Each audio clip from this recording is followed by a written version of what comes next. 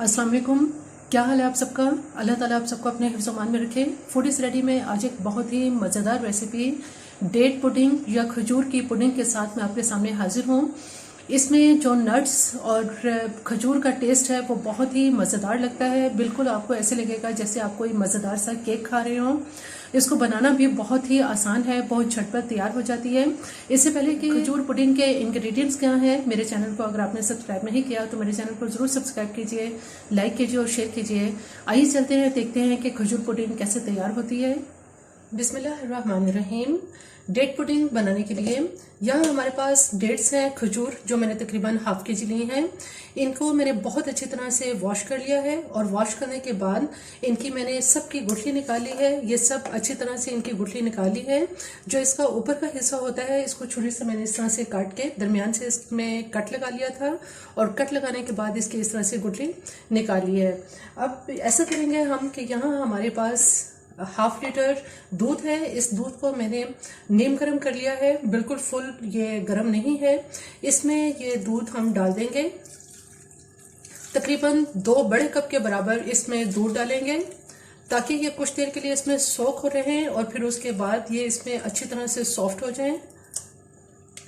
अब इनको ढक के मैं कुछ देर के लिए रख दूंगी।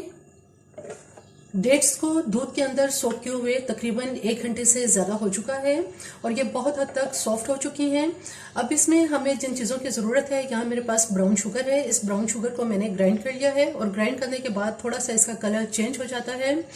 इसमें हम ब्राउन शुगर तकरीबन 1/4 कप इस्तेमाल करेंगे। 1/4 से आप आधा कप तक इस्तेमाल कर सकते हैं। इसके अलावा इसमें मैंने यहाँ कोकोनट क्रश कोकोनट लिया है, ये भी है तकरीबन आधा कप है। 3 अदद इसमें अंडे इस्तेमाल करेंगे, आधा कप इसमें खोया इस्तेमाल करेंगे और कुछ वॉलनट्स हैं जिनसे हम इसको गार्निश करेंगे।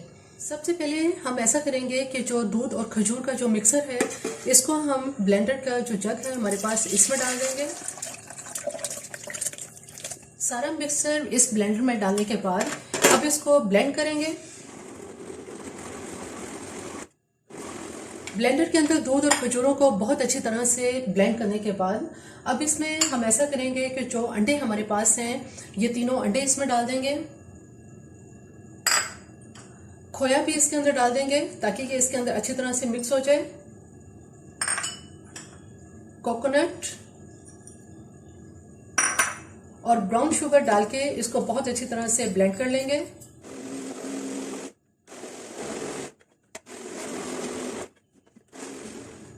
मिक्सर बहुत अच्छी तरह से ये तैयार हो चुका है, बहुत अच्छा ये ब्लेंड कर लिया है इसको। यहाँ हमारे पास ओवन प्रूफ डिश है, इसको हम अच्छी तरह से ऑयल से ग्रीस कर लेंगे। ऑयल से अच्छी तरह से ग्रीस कर लेने के बाद जो मिक्सर हमने तैयार किया है ये सारा का सारा मिक्सर इस ओवन प्रूफ डिश में डाल देंगे। मिक्सर तैयार करने के बाद अब हम इसको बेक करते हैं। यहाँ देगची मैंने तकरीबन 20 मिनट से पहले इसको गर्म करने के लिए रख दिया था, ये दरमियानी आंच पर गर्म हो रही है। ओवन प्रूफ डिश को मैंने इसके अंदर देगची में रख दिया है। अब हम इसको बेक करने के लिए रखते हैं। पुडिंग को अब चेक कर लेते हैं। माशाल्लाह बहुत ही अच्छी जबरदस्त पुडिंग तैयार हो चुकी है। छुरी बिल्कुल साफ निकली है। अब हम ऐसा करते हैं कि इसको थोड़ा सा ठंडा करते हैं और फिर इसको बाहर निकालते हैं। तकरीबन 50 मिनट में दरमियानी आंच पर ये पुडिंग तैयार हुई है। पुडिंग को मैंने पैन में से बाहर निकाल लिया है और ये अब बहुत अच्छी तरह से ठंडी हो चुकी है। कुछ देर के लिए मैंने इसको छोड़ दिया था ताकि ये ठंडी हो जाए। अब हमारे पास आप इसमें कुछ भी आप इसमें नट्स यहाँ एडजस्ट कर सकते हैं। इसमें बादाम और अखरोट से इसको अच्छी तरह से गार्निश कर लें तो इसकी लुक और इसका जायका और भी मज़ेदार हो जाएगा।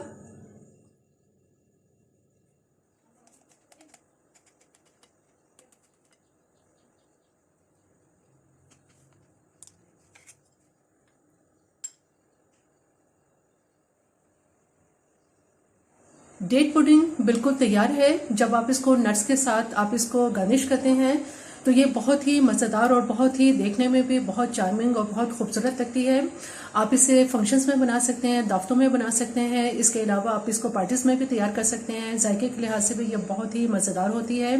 मेरी ये रेसिपी आपको पसंद आए तो मेरे चैनल को ज़रूर सब्सक्राइब कीजिए, लाइक कीजिए और शेयर कीजिए। सब्सक्राइब के साथ बेल आइकन को ज़रूर प्रेस करें, ऑल के ऑप्शन पर क्लिक करें ताकि हर आने वाली वीडियो का नोटिफिकेशन आपको मिलता रहे।